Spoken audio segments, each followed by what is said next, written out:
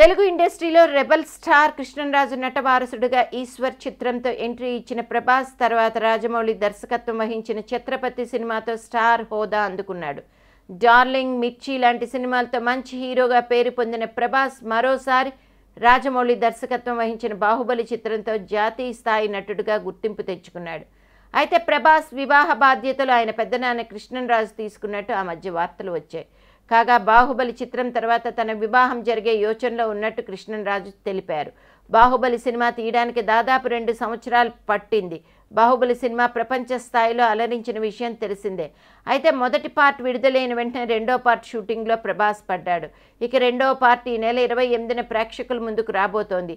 ఆ సినిమా విడుదలైన తర్వాత కూడా ప్రభాస్ పెళ్లి చేసుకునేటట్లుగా కనిపించటం లేదు. తాజాగా బాహుబలి చిత్రం ప్రమోషన్లో భాగంగా ఒక మీడియా ఛానల్ ఇంటర్వ్యూలో పాల్గొన్న ప్రభాస్ తన పెళ్లి విషయంపై సంచలన వ్యాఖ్యలు చేశారు.